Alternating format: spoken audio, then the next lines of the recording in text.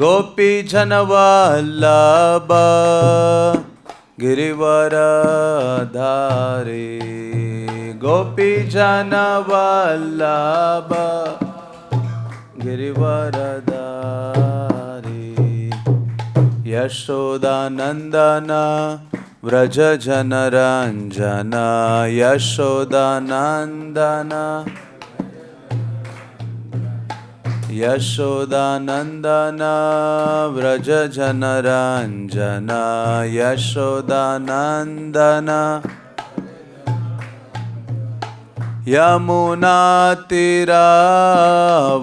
यमुनातीरावनचारि यमुनातीरावनचारि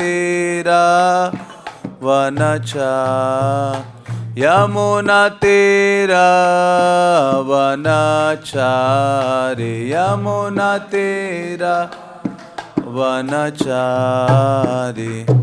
जय राधा माधव कुंज बिहारी जय राधा माधव जय राधा माधव कुंज बिहारी जय राधा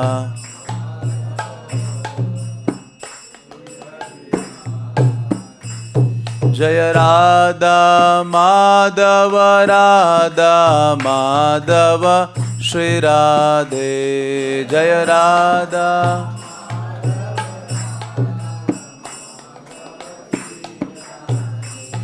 जय राधा श्याम सुंदर श्री राधे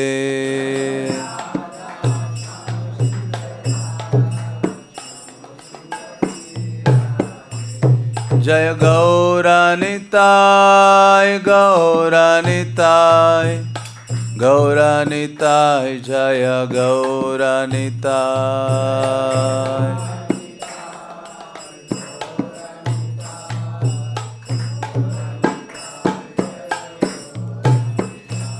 जय कृष्ण बलराम कृष्ण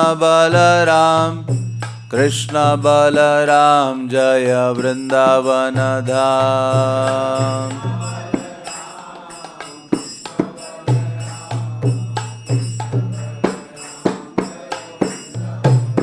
जय वृंदावन धाम वृंदावन धाम जय कृष्ण बलराम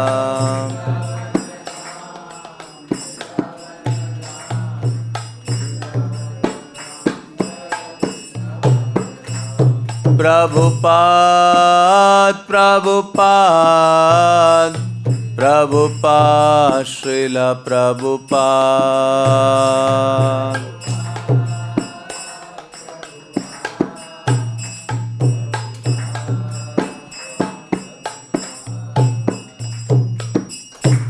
जय ओम विष्णुपाद परमहंस परिव्राजकाचार्य अष्टोत्तर शत श्रीमद् डिवाइन ग्रेस ऐसे भक्ति वेदांत स्वामी श्रील प्रभुपाद की इस्कॉन बीबीटी फाउंडर आचार्य श्रील प्रभुपाद की श्री श्री राधा श्याम सुंदर की श्री श्री कृष्ण बलराम की श्री श्री गौर निताय की समवेद गौर भक्त वृंद की निताय गौर प्रेमानंदे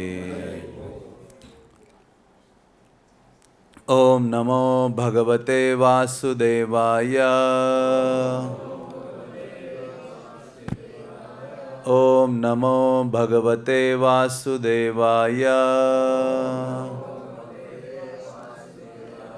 ओम नमो भगवते वासुदेवाय ओम अज्ञानतिमिरान्धस्य ज्ञानाञ्जनशलाकया चक्षुरुन्मिलितं येन तस्मै श्रीगुरवे नमः श्रीचैतन्यमनोभीष्टं स्थापितं येन भूतले स्वयं रूपा कदा मह्यं ददाति स्वपदान्तिकं हे कृष्ण करुणा सिन्धो दीनबन्धु जगत्पते गोपेश गोपिका कांत राधा कांत नमस्तुते तप्त कांचन गौरांगी राधे वृंदावनेश्वरी वृषभानुसुते देवी प्रणमामि हरिप्रिये वाञ्छाकल्पतरुभ्यश्च कृपा सिन्धुभ्येव च पतितानां पावनेभ्यो वैष्णवेभ्यो नमो नमः। जय श्री कृष्ण चैतन्य प्रभु नित्यानंद श्री अद्वैत गदाधर श्रीवासदि गौर भक्त वृंद। हरे कृष्णा कृष्णा कृष्णा हरे हरे, हरे राम राम राम हरे हरे। हरे कृष्णा। तो प्रत्येक रविवार को हम श्रील प्रभुपाद लीलामृत का पाठ करते हैं, जिसका लेखन श्रील प्रभुपाद के शिष्य सत्स्वरूप दास गोस्वामी महाराज ने किया है। अध्याय 17 है, जिसका शीर्षक है बोरी पर। तो पिछले कई दिनों से आप सबने श्रवण किया है कि किस प्रकार से श्रील प्रभुपाद जी बौरी पर जाकर निवास करते हैं, जो बौरी स्ट्रीट है। और वहाँ रहते हुए श्रील प्रभुपाद जी अपना भागवतम का जो अनुवाद है, बल्कि वो जो स्थान था जहाँ सबसे अधम पतित ऐसे लोग निवास कर रहे थे, जो सब प्रकार के पाप कर्मों में लिप्त थे। लेकिन सत्स्वरूप दास गोस्वामी महाराज एक जगह लिखते हैं कि बल्कि ऐसा बेहद निम्न स्तर का वो स्थान था जहाँ सब और पाप कर्म होते रहते थे। लेकिन फिर भी श्रील प्रभुपाद जिस कमरे में रहते थे, वो जो स्थान है वो वृंदावन के राधा दामोदर मंदिर का जो कमरा है उससे अभिन्न लग रहा था, क्योंकि श्रील प्रभुपाद उस स्थान पे रहते हुए भी उससे लिप्त नहीं थे। जैसे भगवद गीता में कृष्ण कहते हैं पद्म पत्रमि वाम्बसः, जो कमल का पुष्प है वो कीचड़ या जल में रहकर भी उसका स्पर्श नहीं करता, बल्कि वो जो बौरी स्ट्रीट है वो तीनों गुणों से लिप्त थी या युक्त थी। लेकिन श्रील प्रभुपाद उससे परे थे। तो प्रभुपाद कहते हैं कि मुझे कभी ऐसे लगा नहीं वहाँ, क्योंकि श्रील प्रभुपाद निरंतर भगवत नाम, भगवत भजन और विशेषता श्रीमद् भागवतम का अनुवाद ऐसे स्थान में रहकर कर रहे थे। भागवतम के एक एक शब्द को भक्तिमय व्याख्या के रूप में प्रस्तुत कर रहे थे। तो वो जो स्थान है प्रभुपाद के उपस्थिति से वृंदावन के समान ही था। आपने पिछले रविवार को भी सुना किस प्रकार से श्रील प्रभुपाद जी वहाँ छोटा सा प्रोग्राम शुरू किए थे। कई सारे संगीतकार रात भर इधर उधर के गाने गाकर बजाकर नशे में धुत होते थे, और सुबह होती थी तो प्रभुपाद जी जहाँ रहते थे वहाँ आते थे, क्योंकि प्रभुपाद वहाँ बावरी का जो कमरा था वहाँ कीर्तन शुरू करते थे। तो हर कोई अपना अपना इंस्ट्रूमेंट लेकर वहाँ पहुँच जाता था और बजाता रहता था। तो प्रभुपाद कभी किसी की घृणा नहीं की है। प्रभुपाद ने किसी को द्वेष भावना से नहीं देखा है कि तुम बहुत अधम हो, पतित हो, अयोग्य हो, आप थोड़ा दूर रहो। नहीं, श्रील प्रभुपाद ने सबको आश्रय प्रदान किया है, क्योंकि प्रभुपाद किसके मूर्तिमान व्यक्तित्व है? नित्यानंद प्रभु की कृपा के मूर्तिमान व्यक्तित्व है। नित्यानंद प्रभु मार खाए प्रेम दे। तो इस प्रकार से नित्यानंद प्रभु का भाव है, वो मार खाते हैं लेकिन फिर भी उसको प्रेम प्रदान करना चाहते हैं। महाप्रभु और नित्यानंद प्रभु की यही विशेषता है, किसी की घृणा नहीं की, सबको आलिंगन किया, सबको कृष्ण भावनामृत प्रदान किया।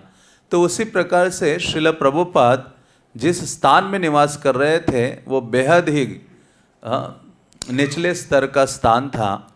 लेकिन श्रील प्रभुपाद किसी न किसी प्रकार से उन पतित अधम जीवों को भी हरे कृष्ण महामंत्र का कीर्तन करने में नियुक्त करते थे, क्योंकि प्रभुपाद जानते थे ऐसे स्थान में मैं रह रहा हूँ, इनका कल्याण केवल हो सकता है तो वो केवल हरे कृष्ण महामंत्र के कीर्तन से ही हो सकता है। इसलिए कभी कभी हम कृष्ण भावनामृत आंदोलन में आते हैं और अपने कल्याण को भूल जाते हैं। हमें भी इस बात को अनुभव करना होगा कि मेरी जो आध्यात्मिक उन्नति है, आध्यात्मिक कल्याण है, वो तभी संभव है जब मैं हरे कृष्ण महामंत्र को गंभीरता से पकड़ के रखूँ अपने जीवन में, अपनी साधना आदि में। इसलिए तो प्रभुपाद का पिछले कई दिन पहले हमने चर्चा किया था। प्रभुपाद जब अमेरिका पहुँचे तो उन्होंने वो जो सॉन्ग लिखा था मार्के ने भागवत धर्म आदि 2 गीत लिखे थे।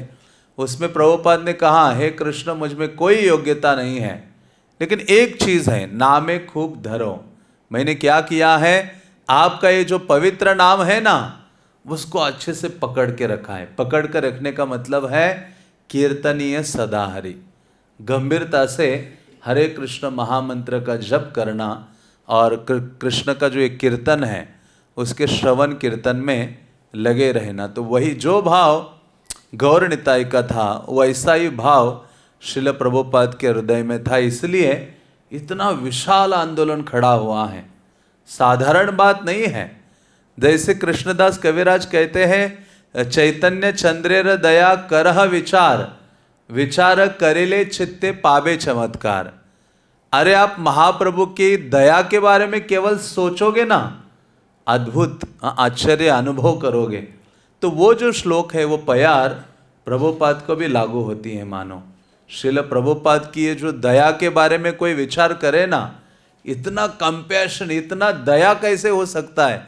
कोई व्यक्ति सब प्रकार का कष्ट सहन किया केवल दूसरों के हित के लिए।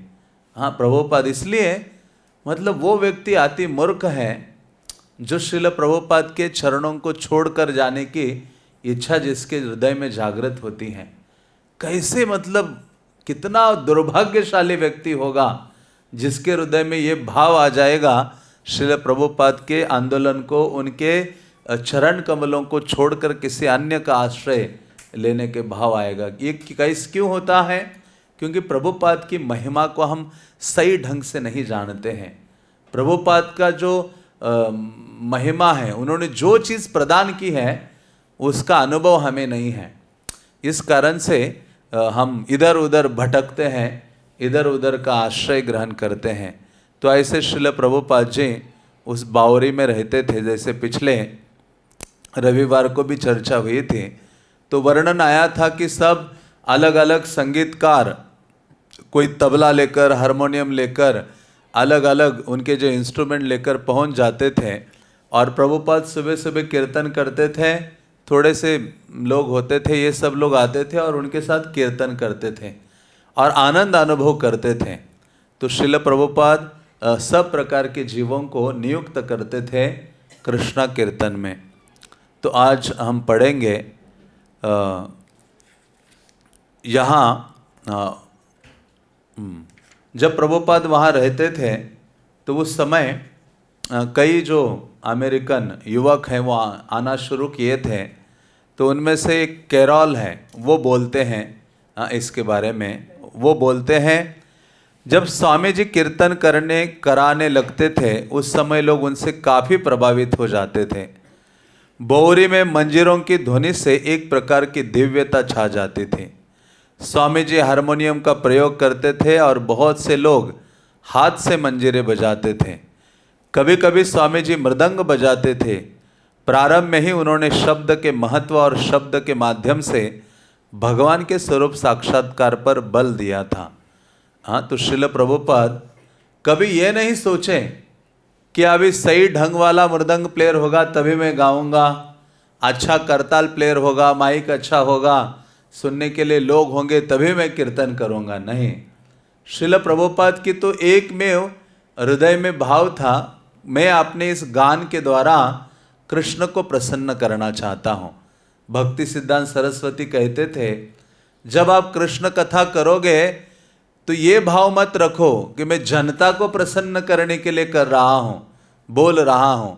वो कहते थे जनता नहीं, आपको जनार्दन की प्रसन्नता के लिए बोलना चाहिए। जनार्दन की प्रसन्नता हेतु आपको कृष्ण की महिमा का, उनके गुणों का गान करना चाहिए। तो प्रभुपाद यहाँ से करताल लेके गए थे, वो मृदंग तो था नहीं, करताल पर कीर्तन करते थे। वो कहते हैं, ये अमेरिकन युवक कहता है कि स्वामी जी जब वहाँ कीर्तन करते थे तो इतना दिव्य अनुभव महसूस होता था, क्योंकि ये जो कृष्ण नाम है ना, जो शुद्ध भक्त के मुखारविंद से जब हम सुनते हैं तो उसका बहुत गहरा प्रभाव हमारी चेतना पर होता है। आज में भी हजारों कीर्तनीय आए हैं इस्कॉन में, लेकिन फिर भी हम जब श्रील प्रभुपाद का उस ध्वनि सुनते हैं, हरे कृष्ण मंत्रा, तो अलग ही चेतना में दिव्यता और शुद्धता का अनुभव करते हैं। इसलिए कई भक्तों का यह अनुभव है, और बल्कि अनुभव ही नहीं बल्कि हमें यह अभ्यास रखना चाहिए, प्रयास करना चाहिए, प्रभुपाद के कीर्तन को सुनना चाहिए, प्रभुपाद ने जो प्रवचन आदि दिए हैं वो हमें श्रवण करना चाहिए। तो वो कहते हैं कि श्रील प्रभुपाद जी गाते थे, इंस्ट्रूमेंट बजाते थे और बीच बीच में बताते थे, और ज़्यादातर जोर देते थे शब्द ध्वनि के ऊपर। वो कहते थे कि भगवान का साक्षात्कार शब्द के माध्यम से हो सकता है, इसलिए वेदों में ये उक्ति है, अनावृत्ति शब्दात। इस संसार में जो बंध गया है वो शब्द के कारण ही बंधा हुआ है, और इस संसार से मुक्त होने का सर्वोत्कृष्ट साधन क्या है? शब्द ध्वनि है। और ये साधारण शब्द ध्वनि नहीं है, ये जो भगवान का गुणगान है, हरे कृष्ण महामंत्र है, ये साधारण शब्द ध्वनि नहीं है। ये कहाँ की ध्वनि है? गोलोकेरा प्रेम धन हरि नाम संकीर्तन। ये साधारण नाम नहीं है, ये प्रेम नाम संकीर्तन है, आध्यात्मिक जगत से ये लाए हैं। बल्कि भक्ति विनोद ठाकुर हरिनाम चिंतामणि में कहते हैं कि भगवान का अपना गोलोक वृंदावन में एक तिजोरी है, भंडार है, और उस तिजोरी में, उस भंडार ग्रह में जो तिजोरी है उसमें कोई पूछे कि भगवान क्या मूल्यवान वस्तु रखते हैं, तो भगवान कहते, भक्ति विनोद ठाकुर कहते हैं, नाम से परम धन। वो कहते नाम रूपी ये परम धन है, वो कृष्ण उस गोलोक वृंदावन के उस तिजोरी में रखते हैं। और जब महाप्रभु के रूप में आते हैं, पंच तत्व के रूप में आते हैं, तो हथौड़ा लेकर वो तोड़ देते हैं और उस प्रेम धन को खींचकर यहाँ लाते हैं। इसलिए बोला गया है गोलोकेरा प्रेम धन। इसलिए कृष्णदास कविराज कहते हैं, अरे ये जो पंच तत्व है, इन्होंने इस प्रेम धन को चखा है, खाया है ये प्रेम फल को, और ये पंच तत्व इतने मत्त हो गए, प्रमत्त हो गए, पागल हो गए, और इस संसार में आकर नवद्वीप मायापुर में उन्होंने इस प्रेम धन का वितरण किया। हाँ, जारे देखो तारे कहो कृष्ण उपदेश। या वो कहते हैं, पात्रा पात्र विचार नाही, नाही स्थाना स्थान। महाप्रभु और ये पंच तत्व ने देखा नहीं कोई योग्य है अयोग्य है, सबको ये कृष्ण प्रेम दिया है। इसलिए इस संसार में श्रील प्रभुपाद शुरुआत से इस पर बल देते थे कि भगवत साक्षात्कार के लिए शब्द ध्वनि का सहारा लेना होगा। और ये शब्द ध्वनि है भगवान की महिमा का गान करना अपनी जीवा से, और दूसरा है भगवान के नामों का उच्चारण करना। हरे कृष्णा कृष्णा कृष्णा हरे हरे, हरे राम राम राम हरे हरे। तो ये संसारिक शब्द बांध देते हैं हमें, हमारी चेतना को नीचे ढकेल देते हैं। सांसारिक जो इसलिए कहते ना, महाप्रभु ने कहा ग्राम्य वार्ता ना सुनिबे काने। ये जो भौतिक वार्तालाप है, प्रजल्पा है, ग्राम्य वार्ता है, कृष्ण के अलावा जितने भी चर्चा है वो सब ग्राम्य वार्ता है।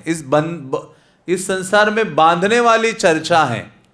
तो इस संसार से मुक्त होना है तो कृष्ण चर्चा, कृष्ण का गुणगान करना होगा। और जो जितना अधिक कृष्ण का गुणगान करेंगे, जितना अधिक हरि नाम का उच्चारण जीवा से करेंगे, उतना इस संसार में रहकर भी हम मुक्त होंगे। इसलिए ये जोर देते हैं श्रील प्रभुपाद शुरुआत से कि इस दिव्य ध्वनि को सुनो। प्रभुपाद जी जब यहाँ आए थे दिल्ली, अपने शिष्यों को लेके आए, उसके पश्चात वृंदावन आदि स्थानों में। तो भारत में आए तो कई लोगों के घर में प्रभुपाद जी प्रवचन देते थे हिंदी में। तो उन दिनों तो कोई इंडियन था नहीं, इक्का दुक्का होगा कोई, लेकिन अधिकतर हमें विदेशी भक्त थे। तो कई बार वो भक्त सोचते थे अभी प्रभुपाद हिंदी प्रवचन देंगे, हम क्या करेंगे उसमें बैठकर। प्रभुपाद कहते थे आओ और मैं हिंदी बोल रहा हूँ उसमें बैठो, प्रवचन सुनो, हाँ आपको समझ में आए ना आए।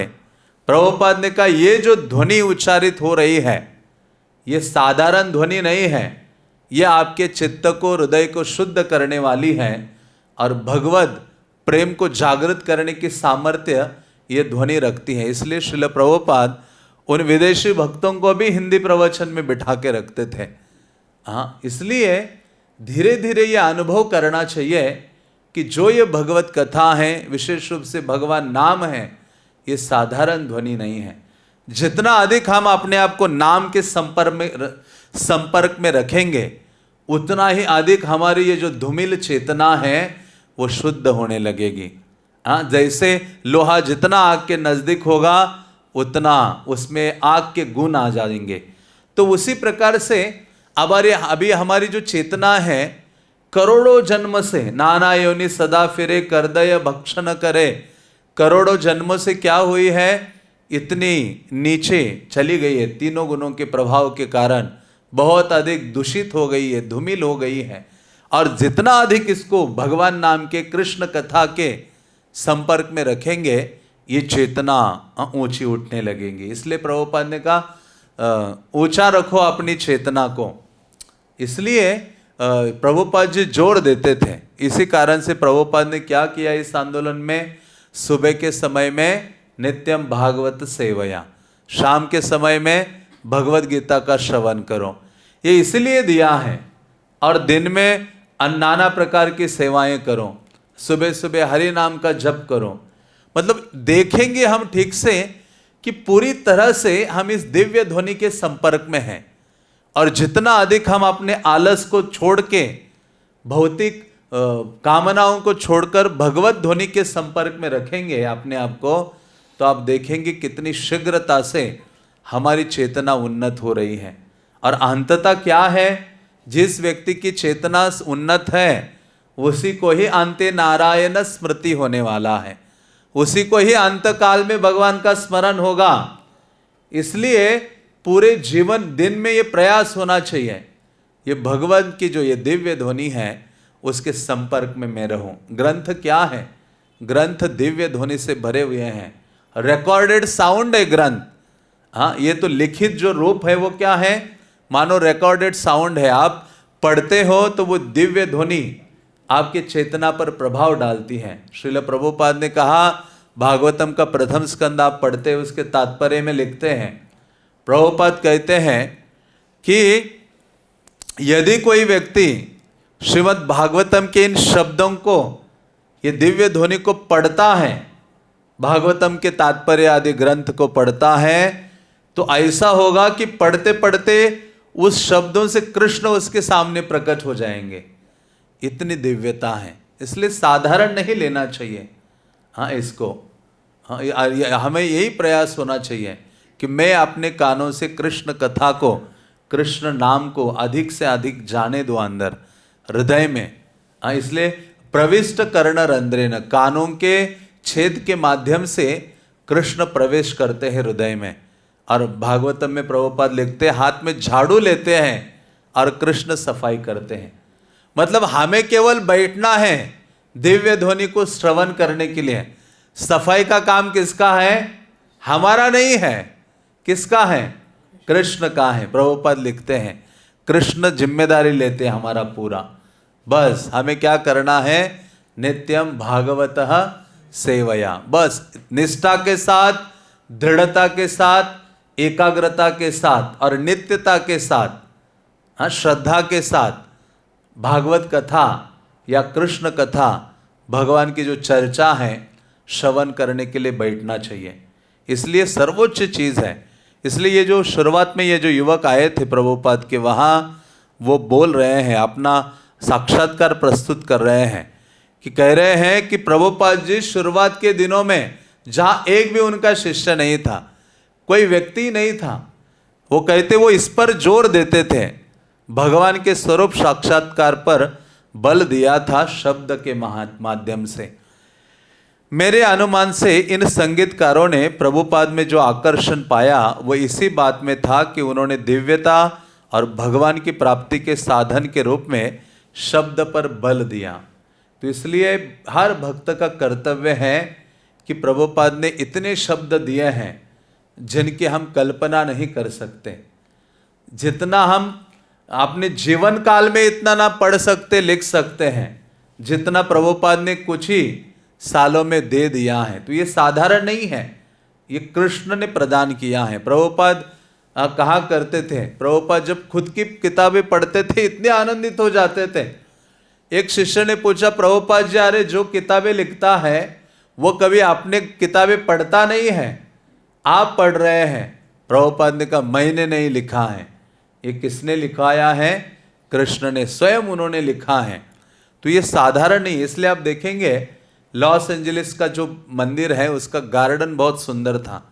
प्रभुपाद जी वहाँ बैठा करते थे और अपने शिष्यों को बिठाकर कृष्णा बुक देते थे और कहते थे कृष्णा बुक पढ़ो। तो भक्त कृष्णा बुक पढ़ते थे। प्रभुपाद 1 लीला 2 लीला 3 ऐसे पढ़ते रहते थे, पढ़ते रहते थे, श्रवण करते रहते थे। इसलिए प्रभुपाद ने जोर दिया कि हमें पढ़ना चाहिए। प्रभुपाद कहते थे मेरे आंदोलन में एक बीमारी आ गई है। वो भक्त, मेरे भक्त सोचते कि मैंने ग्रंथ लिखे हैं बांटने के लिए, बांट कर धन एकत्रित करने के लिए, डोनेशन लाने के लिए, लेकिन मेरे भक्त भूलते जा रहे हैं कि मैंने ये ग्रंथ उन लोगों, बाहर के लोगों के लिए नहीं लिखे हैं, ये ग्रंथ मैंने अपने भक्तों के लिए लिखे हैं। मैं चाहता हूं मेरे भक्त ग्रंथों को पढ़ें। और वास्तव में प्रभुपाद के ग्रंथों को पढ़ते हैं ना, आप देखेंगे अब तुरंत ये रजो तमो सत्वगुण से ऊपर आप अनुभव करते हो अपने आप को। चाहे आप कितने ही समस्या में हो, कितने ही रजोगुण के आकर्षण में हो, तमोगुण के निद्रा में हो, आप प्रभुपाद के ग्रंथ का हाथ लगाते, खोलकर एक पैराग्राफ पढ़ते हैं, तुरंत आप शुद्ध सत्व में पहुंचते हैं।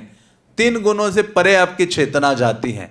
इसलिए प्रभुपाद ने कहा प्रतिदिन पढ़ना चाहिए, रोज ग्रंथों का अध्ययन करना चाहिए। तो प्रभुपाद स्वयं पढ़ा करते थे और प्रभुपाद ने ये साधारण शब्द ध्वनि नहीं दिए हैं, ये दिव्य शब्द ध्वनि हमें दी है। और आपने आपको सबसे भाग्यशाली व्यक्ति समझना चाहिए कि मैं सर्वाधिक भाग्यशाली व्यक्ति हूँ। हाँ, कृष्ण ने मुझे श्रील प्रभुपाद जैसे आचार्य प्रदान किए हैं, उनका आंदोलन दिया है, इतने सारे अनमोल ग्रंथ खजाना दिया है, कृष्ण नाम दिया है, ऐसा महामंत्र जो पार्वती के लिए दुर्लभ है, शिवजी के लिए दुर्लभ है, ब्रह्मा के लिए दुर्लभ है, ऐसी चीज मेरे हाथ में दी है। ऐसा प्रसाद मुझे प्रदान किया है जिसके लिए पार्वती देवी तपस्या करती हैं, जगन्नाथ के रूप में फिर उनको प्रसाद प्राप्त होता है। तो आप सोचिए हमारा जो सौभाग्य है ना, करोड़ों करोड़ों देवताओं से भी क्या है, सर्वश्रेष्ठ है। इसलिए बादलों में आकर देवता देखते, अच्छा ये मुझे कब इस्कॉन में जन्म मिलेगा, कब इतना अच्छा सौभाग्य होगा। वहां भक्तों का संग, कृष्ण कथा, श्रीमद् भागवतम, वृंदावन, मायापुर, भक्तों का संग है, भागवतम, चैतन्य चरितामृत, कीर्तन, कितनी चीजें हैं। मतलब ये सारी चीजें हमें वैकुंठ भगवत धाम जाने के लिए हैं। तो मूर्ख व्यक्ति होगा जो इसका लाभ नहीं उठाएगा। हाँ, इसलिए हमें कम नहीं समझना चाहिए, हमें समझना चाहिए इस संसार में जितने लोग हैं ना, उनसे सबसे भाग्यशाली व्यक्ति मैं हूँ। यह नहीं सोचना चाहिए अरे मैं कितना दुर्भाग्यशाली हूँ, इतना धन लोगों के पास है, उसके पास ये सुविधा है, अब भौतिक लोगों के पास ये है, लेकिन वो क्षण भंगुर हैं, शाश्वत नहीं है, अंततः दुख देने वाली है। हमें अपने सौभाग्य का पता नहीं है।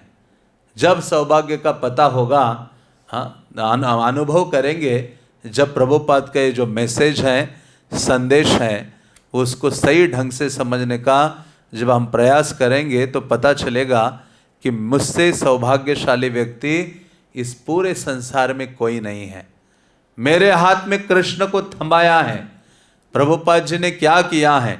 नाम के रूप में कृष्ण हाथ में रखे हैं, प्रसाद के रूप में कृष्ण हाथ में रखे हैं, भागवत के रूप में कृष्ण आपके हाथ में रखे हैं, भक्त के रूप में, हाँ, तो सब प्रकार से कृष्ण आपके हाथ में रखे हैं। अभी आपकी बारी है, उनको छोड़ना है या उसका आलिंगन करना है।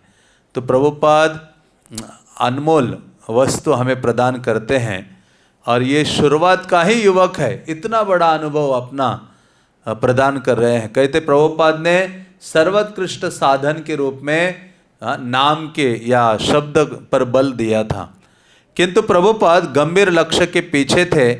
वे लोगों को शिष्य बनाना चाहते थे, क्योंकि प्रभुपाद चाहते थे मुझे आंदोलन की स्थापना करनी है तो थोड़े से अनुकूल लोग होने चाहिए, जो मेरे संदेश को समझे, सीखे और उसको आगे बढ़ाएं। तो प्रभुपाद ये चाहते थे, क्योंकि संदेश को आगे बढ़ाना है तो लोगों की आवश्यकता है, अधिक लोगों तक आपको पहुंचना है, हाँ, तो इसका वितरण की आवश्यकता है। हाँ, प्रभुपाद ने ग्रंथ लिखे लेकिन उसको वितरण करने के लिए भी कोई चाहिए। जैसे भागवतम का संकलन किया व्यासदेव ने, तो उन्होंने सोचा इसका वितरण होना चाहिए, डिस्ट्रीब्यूशन होना चाहिए, तो उन्होंने अपना शुकदेव गोस्वामी पहले बुक डिस्ट्रीब्यूटर हैं। भागवतम के पहले वितरक कौन है? शुकदेव गोस्वामी हैं। हाँ, भागवतम उन्होंने लिखा, कंपाइल किया व्यासदेव ने, और उसका वितरण शुकदेव गोस्वामी ने किया। तो उसी प्रकार से प्रभुपाद चाहते थे कुछ ऐसे अनुकूल और योग्य लोग जिनको मैं ये संदेश प्रदान करूं, सिखाऊं और वो आगे पहुंचाएंगे। तो आगे हम पढ़ते हैं। तो जो कैरॉल है उन्होंने इतना ही बोला था। तो आगे सत्स्वरूपदास गोस्वामी महाराज लिखते हैं, नवागंतुकों में माइकल ग्रांट गंभीर प्रकृति का था। माइक 24 वर्ष का था। ये एक अन्य युवक है जिनका नाम माइक है। उसका पिता यहूदी था और पोर्टलैंड ओरेगन में जहां माइक पलकर बड़ा हुआ था उसके रिकॉर्डों की दुकान थी। पोर्टलैंड के रीड कॉलेज में और सैन फ्रांसिस्को स्टेट में संगीत सीखने के बाद माइक, जो पियानो और कई वाद्य यंत्र बजाया करता था, अपनी मित्र लड़की के साथ संगीत को व्यवसाय के रूप में अपनाने की आशा लेकर न्यूयॉर्क नगर चला गया। किंतु व्यावसायिक संगीत की संभावना के प्रति उसका मोह शीघ्र ही भंग हो गया। रात्रि क्लबों में वाद्य यंत्र बजाना और व्यावसायिक मांगों की पूर्ति के लिए दलाली करना ऐसे कार्य थे जो उसे विशेष अरुचिकर लगे। न्यूयॉर्क में वह संगीतज्ञों के संघ में सम्मिलित हो गया और संगीत के एक संयोजक तथा अनेक स्थानीय मंडलियों के एजेंट के रूप में कार्य करने लगा। माइक ग्रैंड स्ट्रीट में बोवरी की एक EIR अटारी में रहता था। ये एक बड़ी अटारी थी जहां संगीतज्ञ प्राय खचाखच भरे अधिवेशनों के लिए एकत्र होते थे। किंतु माइक जो गंभीर राग रागनियों की रचनाओं की ओर मुड़ता गया, उसका मन संगीत सभाओं के सामाजिक पक्ष से हटता गया। उसकी रुचि उन आध्यात्मिक, अर्ध आध्यात्मिक और रहस्यवादी पुस्तकों में केंद्रित होने लगी जिन्हें वो पढ़ता आ रहा था। वह नगर में कई स्वामियों, योगियों और स्वयं को अध्यात्मवादी कहने वालों से मिल चुका था और हठ योग अपना चुका था। स्वामी जी से पहली भेंट के बाद से ही माइक की रुचि उनमें हो गई थी और वो उनके साथ खुल गया था, जैसा कि वो सभी धार्मिक व्यक्तियों के साथ करता आया था। वो सोचता था कि सभी सच्चे धार्मिक पुरुष अच्छे होते हैं, यद्यपि किसी विशेष धार्मिक समुदाय के साथ जुड़ने की उसे इच्छा नहीं थी। तो ये और एक युवक माइक या माइकल जिसको कहा है यहाँ, उनके बारे में बताया है कि किस प्रकार से वो न्यूयॉर्क आए थे। वो भी एक संगीतकार थे और उनकी जो रुचि है आध्यात्म को समझने में थी और किसी प्रकार से श्रील प्रभुपाद जी से उनकी भेंट होती है। तो वो कई धार्मिक लोगों से मिला था और उनको लगता था कि सारे धार्मिक लोग अच्छे हैं। तो प्रभुपाद जी से मिलता है पहली बार तो अभी यहाँ माइक बोलने लगते हैं, मतलब माइक का इंटरव्यू यहाँ दिया है। माइक कहता है, स्वामी जी कुछ जाने पहचाने से लगने लगे, क्योंकि मैंने इस तरह के और भी स्वामियों को पहले देखा था। जिस तरह का पहनावा पहनते थे, जिस तरह वे दिखाई दे रहे थे, वयोवृद्ध और श्याम वर्ण के, वह सब मेरे लिए नया नहीं था, किंतु फिर भी उनमें कुछ नवीनता के तत्व भी थे। तो इन्होंने कई साधुओं को देखा था जो सैफरॉन जो कपड़े हैं वो पहने हुए थे, तो लेकिन प्रभुपाद जी में उन्हें कुछ विशेषता नज़र आती हैं, कुछ नवीनता नज़र आती हैं। मैं बहुत जिज्ञासु था। जब मैं पहली बार अंदर गया उस समय मैंने उन्हें बोलते नहीं सुना। वे उस समय कीर्तन कर रहे थे, पर मैं तो केवल ये सुनने की प्रतीक्षा में था कि वे क्या कहने जा रहे हैं। मैंने लोगों को पहले भी कीर्तन करते सुना था। मैंने सोचा कि वे सुविधा रहित स्थान में क्यों रहते।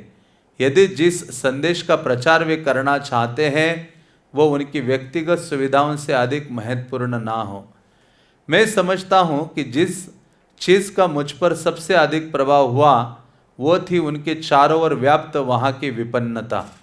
ये विचित्र बात थी, क्योंकि जिन स्थानों में पहले मैं जा चुका था उनमें इसका ठीक उल्टा था। वे सभी बड़े संपन्न थे।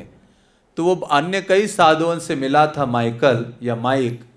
वहाँ देखा था कि जितने भी ऐसे योगी थे भारत से गए हुए, वो तो बहुत अधिक संपन्न थे, वस्त्र आदि और उनके स्थान हैं, सुविधाएं हैं। लेकिन श्रील प्रभुपाद जहाँ रह रहे थे वह संपन्नता से पूर्णतः दूर वो स्थल था। मैनहट्टन के ऊपरी भाग में एक वेदांत केंद्र था और इस तरह के और बहुत से स्थान थे। वे सब सौम्य वयोवृद्ध पुरुषों से भरे रहते थे, जो चमड़े की कुर्सियों पर बैठे तंबाकू के पाइप पीते रहते थे। वहाँ का माहौल इस ढंग का था, किंतु यहाँ तो गरीबी ही गरीबी थी। सारी स्थिति विचित्र थी। तो श्रील प्रभुपाद जिस स्थान में रह रहे थे और उनके पास कोई सुविधा थी ही नहीं। प्रभुपाद तो एक बक्सा लेकर गए थे अपने साथ, और उस बक्से को ही अपना स्टडी टेबल के रूप में काम लाते थे।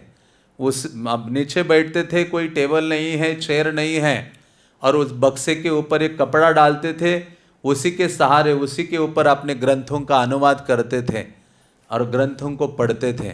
तो प्रभुपाद का जो निवास स्थान था वो कोई सुविधाओं से युक्त नहीं था। तो ये जो माइक है, पहली बार गए, उन्होंने देखा कि अरे ये तो बिल्कुल ही विपरीत लग रहा है। मैं जितने भी योगी अन्य साधुओं को मिला हूँ उनके पास तो आलीशान सुविधाएं थी। स्वामी जी बहुत ही सुसंस्कृत लगे। ये भी एक विचित्र बात थी कि वे वहाँ रहते थे। जब वे बोलने लगे तो मैं तुरंत जान गया कि वे विद्वान हैं और जो कुछ कहते हैं पूरी आस्था के साथ कहते हैं। हाँ, तो प्रभुपाद जी तात्पर्य में लिखते हैं ना, मूर्ख का पता तब चलता है जब वो अपना मुंह खोलता है। हाँ, प्रभुपाद कहते थे इसलिए कई ऐसे हैं लोगों को मूर्ख बनाने के लिए मौन धारण करते हैं और कहते हैं 20 साल से हमारे बाबा जी क्या है, मौन व्रत हैं। प्रभुपाद ने कहा अरे, प्रभुपाद वहाँ गए, कुरुक्षेत्र गए थे, तो वहाँ जो वो मेला था बहुत साधु आए थे। तो प्रभुपाद के किसी शिष्य ने कहा प्रभुपाद, एक साधु को देखा उसने यहाँ लॉक लगाया हुआ है, 20 साल से कुछ बोला नहीं है। लेकिन प्रभुपाद कहते लेकिन वो तो कागज पे लिखे देता है कि मुझे क्या खाना है, मुझे क्या मन की बातें हैं। मौन का मतलब है किसी भी चीज़ को प्रकट नहीं करो। प्रभुपाद ने कहा वो मूर्खता है। असली मौन क्या है? कृष्ण का गुणगान करना। जो व्यक्ति अपनी वाणी के द्वारा कृष्ण का गुणगान नहीं करता, वो बातें कर भी रहा हो तो वो वास्तव में मौनी व्यक्ति है, या वो मेंढक की तरह है। मेंढक हमेशा जोर जोर से अपनी आवाज़ें निकालता है। प्रभुपाद कहते हैं अंततः वो क्या करता है, अपने मृत्यु को आमंत्रित करता है, सर्प आ और मुझे खा के चला जा। तो प्रभुपाद कहते हैं हमारा आंदोलन मौनियों के लिए नहीं है। इसलिए प्रभुपाद कहते थे मुझे बोलते रखो, मुझे बोलते रखो। प्रभुपाद बहुत अस्वस्थ भी थे तो भी वो रुकते नहीं थे। हाँ, मुझे कृष्ण का कथा करनी है। भक्त कहते नहीं प्रभुपाद आराम कीजिए, प्रभुपाद कहते नहीं। तो प्रभुपाद आज भी बोलते हैं। हाँ, वो अपने ग्रंथों के माध्यम से बोलते हैं। इसलिए प्रभुपाद ने कहा जब तक मेरे ग्रंथों का वितरण चलता रहेगा तब तक मैं जीवित रहूँगा। हाँ, वहाँ कोई कह सकता है कि अरे हमारा इतना सौभाग्य नहीं रहा कि प्रभुपाद से हम बात नहीं कर पाए, यह हमारी मूर्खता है। हाँ, क्यों नहीं, प्रभुपाद हमसे बात करने के लिए तैयार हैं, लेकिन हमने उनके जो ग्रंथ है, प्रभुपाद ग्रंथों के द्वारा हमसे बात कर रहे हैं, लेकिन हमने क्या किया है, बंद करके रखा है। ग्रंथों को बंद करके रखना मतलब आपने प्रभुपाद का मुंह क्या किया है, बंद किया कि आप मुझसे बात मत करो। कई महीने बीतते ही तब हम गीता भागवतम या अन्य ग्रंथों को खोलते हैं। हाँ, कुछ मूर्ख देखते हैं, कई भक्त मूर्ख देखते कि कब एक समय आएगा जब मैं ग्रंथों को खोलूंगा, लेकिन नहीं, आपको रोज ये प्रभुपाद से बात करने का सौभाग्य है। हाँ, कोई भी शंका है, सब जितनी भी विचार हमारे हृदय में मंडरा रहे हैं, संशय आदि हैं, लेकिन हम जब पढ़ते रहेंगे प्रभुपाद हमसे बात कर रहे हैं, क्योंकि प्रभुपाद ने बोलकर लिखे हैं सारे ग्रंथ। हाँ, प्रभुपाद बोल रहे हैं, लेकिन हम सुनने के लिए तैयार नहीं हैं और प्रभुपाद से बात करने के लिए तैयार नहीं है। इसलिए कुछ भी हो, हमें प्रतिदिन ग्रंथ को खोलना ही खोलना है, चाहे टाइम नहीं हो, 10 मिनट के लिए, 5 मिनट के लिए, आप पढ़ना ही पढ़ना है। तो इस प्रकार से वो व्यक्ति कहता है कि जब प्रभुपाद को मैंने देखा और बात कर रहे थे तो तब लगा कि ये विद्वान व्यक्ति है, और ऐसा ही नहीं बोल रहे हवा में, पूरे आस्था के साथ। हाँ, मतलब उन्होंने अनुभव किया है, प्रभुपाद ने जो सारी शिक्षाएं हैं वो जी है, अपने जीवन में जिया है, अपने आचरण में डाला है और उस पर चले हैं। इसलिए उनकी जो वाणी है उसका प्रभाव है। इसलिए आज भी प्रभुपाद की लेक्चर सुनते हैं तो कितना प्रभाव हमारे हृदय में पड़ता है। एक एक शब्द इतना प्रभावशाली है जो प्रभुपाद उच्चारित करते हैं। हाँ, तो इसलिए प्रभुपाद की वाणी विशेष है। तो उन्होंने कहा कि जब प्रभुपाद को बोलते हुए मैंने सुना, समझ गया तुरंत कि ये जो वृद्ध व्यक्ति है ये साधारण नहीं है, विद्वता रखता है। उनके कुछ कथन बड़े साहसपूर्ण थे। वे भगवान के संबंध में बोल रहे थे और ये बिल्कुल नई बात थी, भगवान के विषय में किसी को बोलते हुए सुनना। मैं हमेशा किसी व्यक्ति को जिसका मैं सम्मान करता था, ईश्वर के विषय में बोलते सुनना चाहता था। तो बल्कि प्रभुपाद ऐसे व्यक्तित्व थे, मानो पहली बार अमेरिका के उस धरती पर ऐसे व्यक्तित्व पहुँचे हैं, हाँ, जो भक्ति योगा की शिक्षा देने गए हो।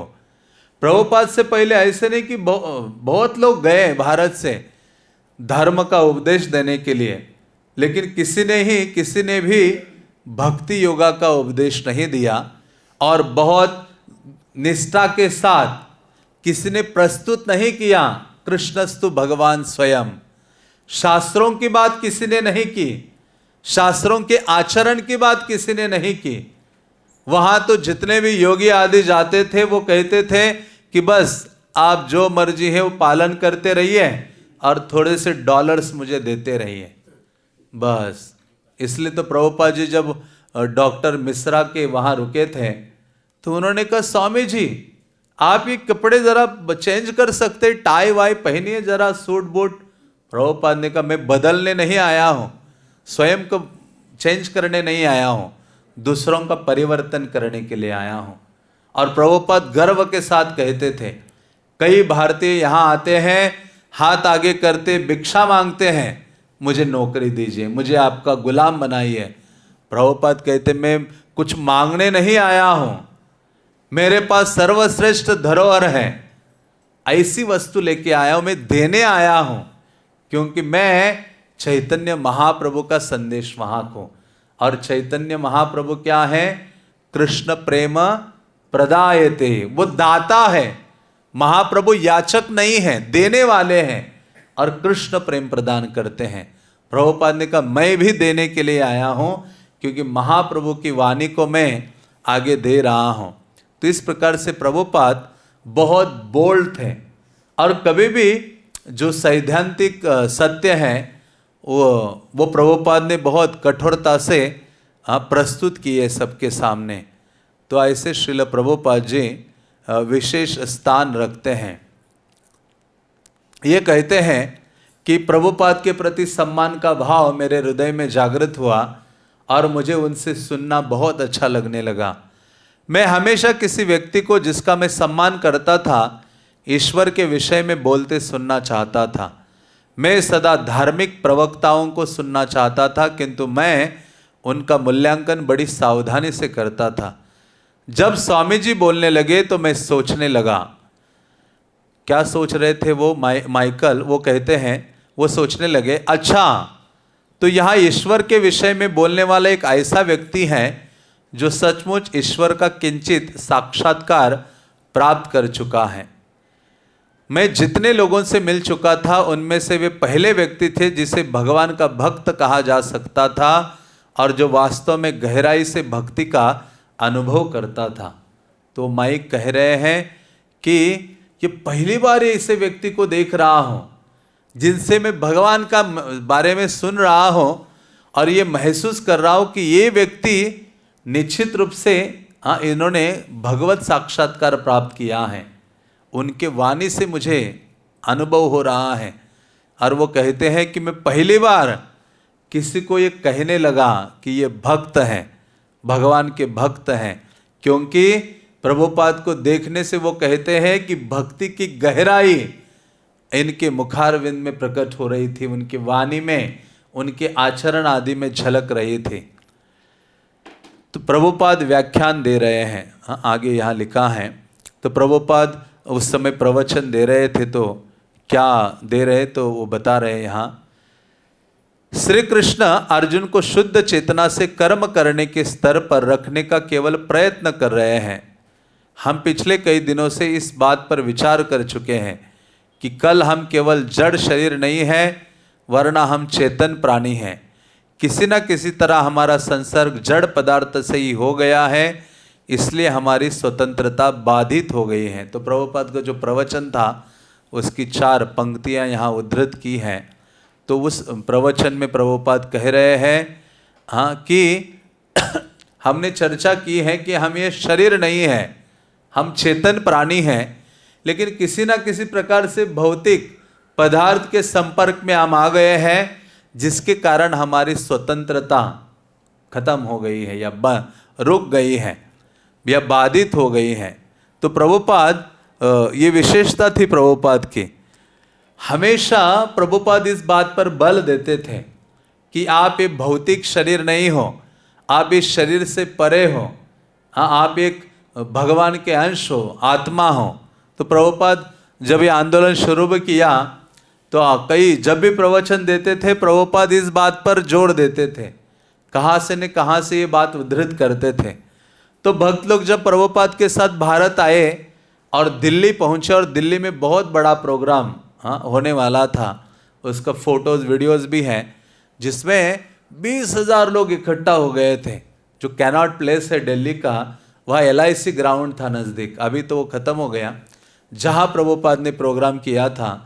तो वहाँ जब प्रभुपाद के साथ भक्त जाने लगे और सोचे कि आज भारत आ गए हैं, अभी ये शरीर आत्मा हमने बहुत बार सुना है, अभी कुछ डिफरेंट सुनने को मिलेगा।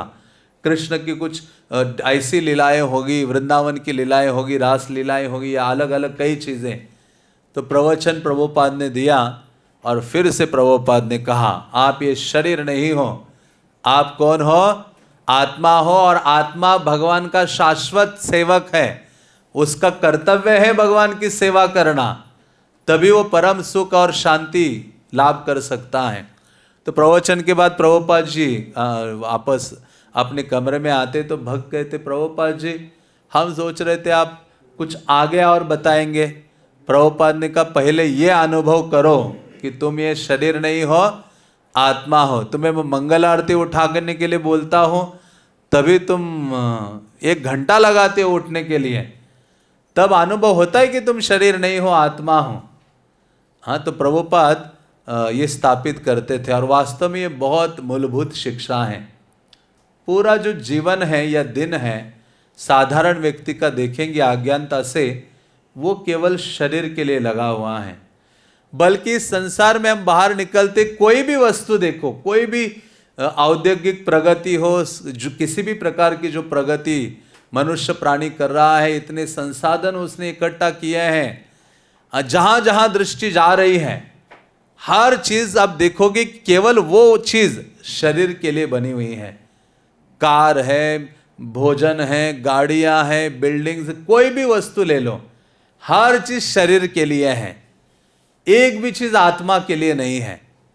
प्रभुपाद ने इसलिए कहा आत्मा के लिए मैं यहां तैयारी कर रहा हूं, आत्मा की जो मूलभूत आवश्यकता है यहां उसकी शिक्षा दे रहा हूं।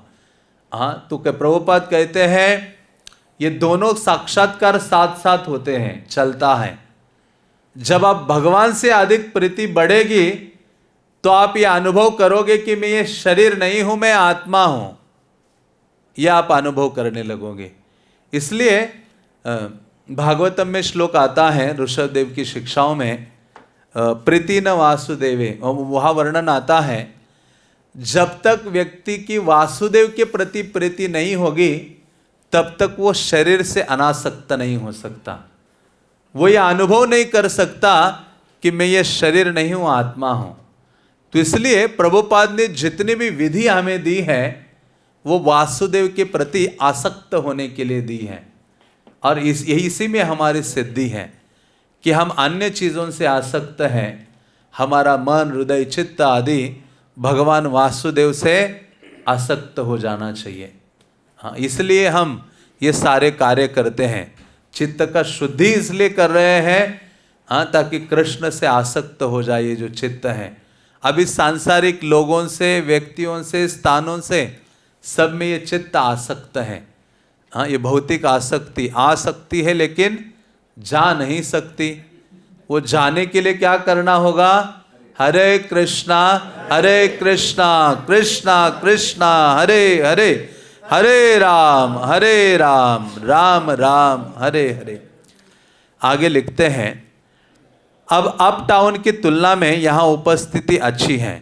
प्रभुपाद, ये अप टाउन मतलब प्रभुपाद एक अन्य स्थान में पहले रुके थे जहाँ उनके कमरे का शीशा तोड़कर एक चोर अंदर गया, उनका टेप रिकॉर्डर और कुछ मूल्यवान चीज़ें लेकर भाग गया। प्रभुपाद जी जब आए वापस तो चौकीदार कहता है कि स्वामी जी आपके घर में चोरी हो गई है। वो चौकीदार का मुंह देख के प्रभुपाद ने देख लिया कि चोर अन्य कोई नहीं है, कौन है? यही है, ये जो बोल रहा है। प्रभुपाद ने कहा यहाँ रहना उचित नहीं है। उसके पश्चात प्रभुपाद अभी यहाँ आ रहे जहाँ की हम चर्चा कर रहे, बावरी स्ट्रीट में। अटारी पर स्थान अधिक है। सच तो यह है कि इस समय जिस मंच पर प्रभुपाद बैठते हैं उसका ही क्षेत्रफल 72nd स्ट्रीट के उनके पूरे कार्यालय कक्ष के लगभग बराबर है। ये गंदी अंधेरी अटारी जिसकी छत की कड़ियों पर भी पेंट नहीं हुआ है, मंदिर की अपेक्षा पुराना माल गोदाम अधिक लगती है। अब सोचे ऐसे स्थान में रह रहे थे, हाँ, मानो कोई गोडाउन है। उनकी श्रोता मंडली के सदस्य जिनमें संगीतकार अधिक है, स्वामी जी के कीर्तन की रहस्यमय ध्वनियों पर ध्यान केंद्रित करने आए हैं। बल्कि प्रभुपाद जो गान करते थे महामंत्र का, वहाँ के संगीतकारों को लगता था ये क्या स्वामी जी रहस्यमय गान कर रहे हैं, बल्कि वो सुन के उनको आनंद आता था, अच्छा लगता था। अंततः कृष्ण का नाम है और कोई भी जीवात्मा के कानों से जाएगा तो उसको थोड़ी सी शांति अनुभव होती है। Karl Carol, Gunther Mike, David paradox का जनसमूह और अन्य लोग उनके यहाँ सोमवार, बुधवार और शुक्रवार रात को जमा हो जाते हैं जब वे ठीक 8 बजे अपनी कक्षा आरंभ करते हैं। तो प्रभुपाद हफ्ते में 3 दिन प्रवचन करते थे, मंडे, वेंसडे और फ्राइडे। इवन प्रभुपाद जब इस स्थान को भी छोड़कर जाते हैं दूसरे स्थान में रहते, तो वहाँ भी ये 3 दिन ही प्रभुपाद ने फिक्स किए थे। 3 दिन भगवद गीता पर प्रवचन करते थे। तो ये कक्षा शाम को होती थी 8 बजे। कार्यक्रम के पहले आधे घंटे में हरे कृष्ण कीर्तन होता है। उसके बाद भगवद गीता पर प्रभुपाद का व्याख्यान होता है जो लगभग 45 मिनट चलता है, जिसके बाद प्रश्नोत्तर का समय आता है और अंत में आधे घंटे तक फिर कीर्तन चलता है और सब कुछ 10 बजे तक समाप्त हो जाता है। तो प्रभुपाद ने ये विधि दी थी प्रवचनों की। प्रभुपाद शुरुआत में कीर्तन करते थे और उनका प्रवचन 45 मिनट का होता था, क्योंकि हम कलियुगा के जीव हैं। हाँ, मानो सुबह भागवतम 8 से 9 होता है और 9:01 हो जाता है तो यहाँ कुछ होने लगता है। हाँ, बहुत व्यथित होने लगते हैं हम। 5 मिनट हो जाए तो पूरा मानो भूचाल आ गया या फिर सुनामी आ गई, क्योंकि हमें इतना सहनशीलता नहीं है, कृष्ण के प्रति आसक्ति नहीं है, श्रवण के प्रति। लेकिन वहाँ परीक्षित महाराज कहते हैं, जब कथा श्रवण कर रहे थे तो सुखदेव गोस्वामी ने ऐसे थोड़ा परीक्षित की परीक्षा लेनी चाहिए। तो उन्होंने कहा, परीक्षित महाराज जाओ थोड़ा सा पानी पी के आ जाओ वहाँ। कहते नहीं, पानी ने तो प्रॉब्लम किया था।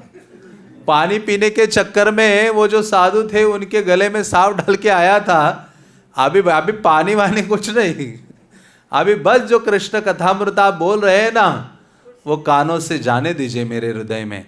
गायतः विष्णु गाथा, आप जो विष्णु की गाथा गा रहे हो बस वो गाते रहिए और मैं श्रवण करता रहूं, अभी उठूंगा नहीं। इवन 10वीं स्कंद शुरू हुआ तो उस समय भी याद दिलाया, अरे भूख लग गई होगी, उठो थोड़ी देर, क्योंकि कृष्ण कथा लंबी चलने वाली है। कहते आपके मुखारविंद से जो कृष्ण कथा निकल रही है, हाँ, उसी से मुझे संतोष अनुभव हो रहा है, भूख प्यास मुझे नहीं लग रही है। हे शुकदेव गोस्वामी, अपने राजा महाराजा अन्यों का बहुत लंबा वर्णन कर दिया। हाँ, अभी जो भगवान भूत भावना अवतीर्ण यदोवंश, यदोवर्ष में अवतीर्ण ये जो सभी जीवों के प्रेम के विषय कृष्ण है ना, उनके बारे में थोड़ा विस्तार से बताइए। आपने भागवतम शुरुआत में ये राजा वो राजा उसका वंश सबका वर्णन कर दिया, लेकिन अभी जो कृष्ण है ना उनके बारे में थोड़ा लंबा बोलिए। इसलिए 10वीं स्कंद क्या है, बहुत विस्तारित है, क्योंकि उन्होंने ये बोला था। तो इस कारण से प्रभुपाद देखते कि हमारी स्थिति बहुत कठिन है, 45 मिनट झेलना भारी हो जाता है। तो प्रभुपाद ने कहा ठीक है 45 मिनट कम से कम सुनो। इसलिए आप देखो प्रभुपाद के जो प्रवचन है रिकॉर्डेड 40 मिनट 30 मिनट, कुछ थोड़े बहुत ही 45 मिनट के हैं, बाकी सारे आधे घंटे के हैं। और उसके बाद प्रश्नोत्तर है। हाँ, प्रभुपाद ही पहले ऐसे आचार्य होंगे साधु जिन्होंने प्रवचनों के बाद प्रश्न उत्तर रखा है। वृंदावन में कहाँ होता है प्रश्न उत्तर, नहीं होता है। इसलिए फिर उसके बाद प्रभुपाद कीर्तन करते थे और 10 बजे तक उनका प्रोग्राम खत्म होता था। कीर्तन अभी समाप्त हुआ है और स्वामी जी बोल रहे हैं। तो इस प्रकार से प्रभुपाद ये करते थे। इस प्रकार से उनका वहाँ की ये दिनचर्या और कार्यक्रम की रूपरेखा थी श्रील प्रभुपाद की। तो यहाँ हम विराम देते हैं। हरे कृष्णा कृष्णा कृष्णा हरे हरे, हरे राम राम राम हरे। श्रील प्रभुपाद लीलामृत के, पतित पावन श्रील प्रभुपाद के, निताय गौर प्रेमानंदे।